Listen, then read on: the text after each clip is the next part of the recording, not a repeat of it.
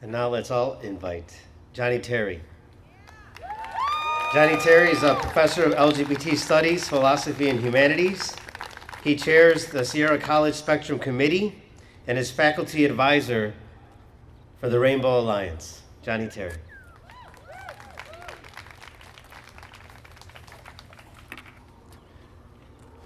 It's good to be here with friends and family and loved ones, and for this I'm thankful that you're here. I teach LGBT studies at Sierra College, and it's very important to me that my non-queer students understand what it means to exist as queer. I use numerous strategies to explain to the students what it feels like to grow up queer. Ours truly is the Harry Potter story, raised by a parent or parents that in some crucial way are not like us. At puberty, we begin to realize that we are different from our loved ones. At first, this realization is typically accompanied by self-loathing. Why? Because we learn early that the way we are different upon disclosure could mean the loss of our family, the loss of our friends, even the loss of our very lives. So we learn to always view ourselves through the eyes of others. In every situation, does this outfit look too gay? Is the way I'm sitting too suspect? Was my laugh too feminine? The day of the tragedy, my boyfriend and I were feeling bruised, and we were walking into my gym at a new location. At one point, it felt natural to reach out to him to touch him for comfort. As our hands extended, however, I heard myself say, "No, baby, not here." He replied, "No, I get it." I could not shake the image in my head of us, the image of what we look like to those people surrounding us. It didn't feel safe. In queer film history, I show the film The Children's Hour with Shirley MacLaine and Audrey Hepburn. In the end, as Martha, Shirley MacLaine's character, realizes that the rumors about her are true, she truly is in love with her best friend. Martha drowns in a sea of revulsion, so overwhelmed by the way that she looked through the eyes of other people that she preferred death to life, and she hangs herself. Queer people learn this. We learn this early. It's only with tremendous effort that we can cast aside the way we look through the eyes of others and examine ourselves through our own eyes, that we truly embrace LGBT pride. It's what makes LGBT pride such a eulogistic and celebrational phrase. It's also what renders the corollary straight pride ludicrous. How wonderful that you've overcome the hatred society has for straight people to the point that you can live with your head up with integrity and dignity. I tell you this to explain the importance of the bars, the importance of queer spaces. In the bars, queer people could relax. In the bars, we could at least drop the habit of monitoring our every action in order to remain safe, to remain alive. It's why we enter the bars and become deliciously campy, ultra femme, overtly flirty, or exaggeratedly butch. And that is what renders this tragedy truly terrorism. A shooter walked into our space, and his actions screamed, "Not even here." The motivation for me for this rally was reading a former trans student's post on Facebook. The post read, "There's no place that's safe. There's no place that's safe." Well, there is no place that's safe, but still we dance. Let me tell you about my people. Young ones here tonight, we are a strong and resilient people. We exuberantly celebrate life in the ever-present face of hatred and death. We know how to throw a party, I was reminded by Michael Gorman at the Lavender Library's lecture series this week. We throw awe-inducing rallies. We don the beads and the feathers and the boas, the wigs and the heels. The pulsing beat of our celebrations echo in the background of our gaily expressed lives. And we dance. In the face of discrimination, we dance. In the shadow of legislation that denies us of our rights, we dance. In the threat of eradication from existence, we climb shirtless onto parade floats and we dance in the face of their signs, their hateful signs cloaked in an all too easy righteousness and piety.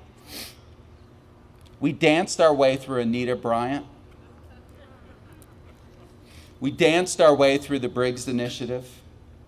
We danced our way through a fucking plague. We danced our way through Prop 8. On the day of this terrible tragedy, my boyfriend Daniel and I were invited to a pool party. I only knew the host and Daniel.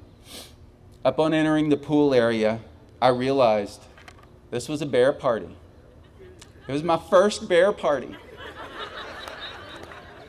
It reminded me of the bear cams set up to capture videos of hulking bears capturing salmon in the streams. I saw massive mountainous bears, tremendous fleshy mounds of men, most wearing the tiniest of Speedos, and articulating ideas in beautifully affective gay voices. Hands fluttered, cheeks were kissed, carefully measured and constructed cocktails were distributed. We discussed only peripherally the events of the day. But there were moments, somber moments, as we bobbed in the bear pool, where we were aware that we were there with each other. I just met these bears, but we were family. Friends, this week we mourn. This week we cry. This week we circle the wagons and tend to our wounds. But next week, we dance. It's what our people do. And I guess my main message has to be that we need to be constantly vigilant, that we do not give away our lives in an attempt to extend our lives, that we never relinquish our lives of audacity and courage, finesse and largesse, pomp and exaggeration, our lives of loving and loving and loving. As for the shooter, reports are coming in already, unsurprising reports, that he frequented Pulse and that he had a Grindr account.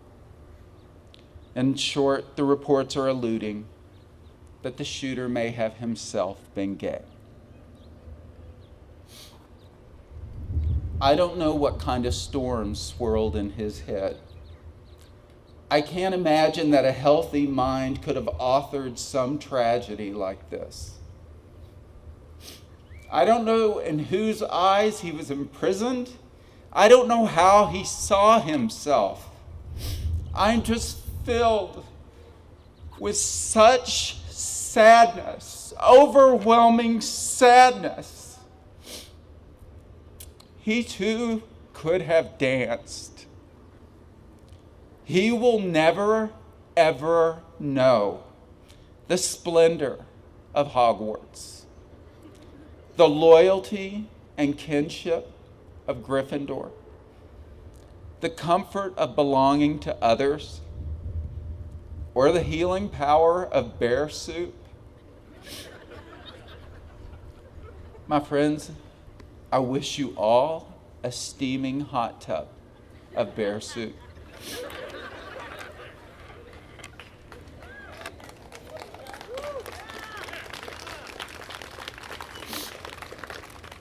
It's very difficult to arrange events like this because we each have unique ways of being comforted. Some have already pleaded with us to remove one cell phone from the table for the 50 deaths include the death of the shooter. As such, I'm requesting that we use 49 phones plus one. The one cell phone, which has, after all, been shut off, which will, after all, remain unanswered to his family and friends, will not ring on this table. And it will be placed on this table in silence without recitation of the shooter's name. It would be my hope that in the days ahead, his family and friends see themselves through our eyes.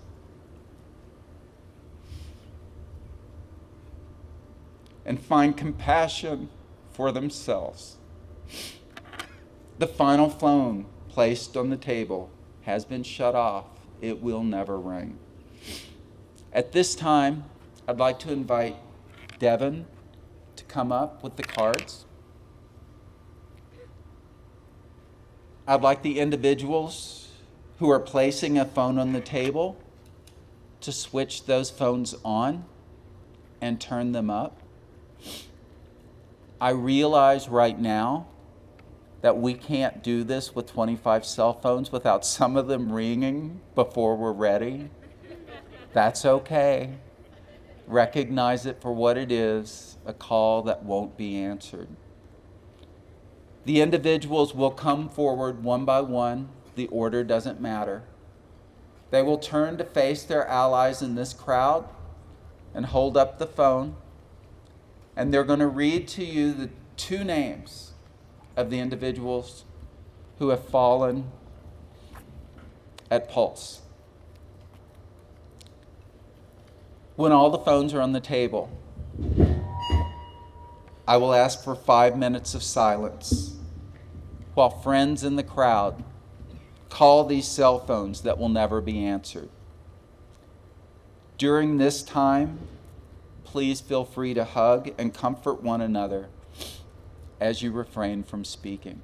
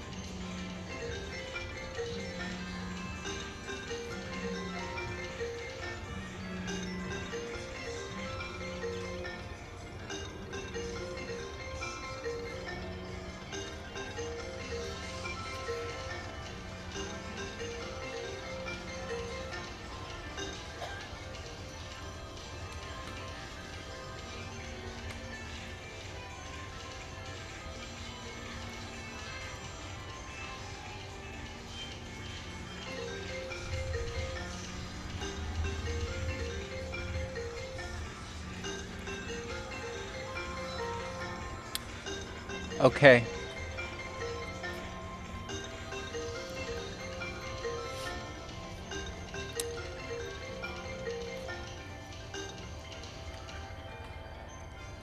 Thank you. So at this point, what we'd like to do is start the candlelight vigil. Please note that as you walk, if you start up here on this sidewalk, as you walk, the students have written the names of the victims, the 49 victims along the pathway. When you come back, feel free to spend as much time here as you'd like with friends. We're hoping that the community is a palliative for all of us.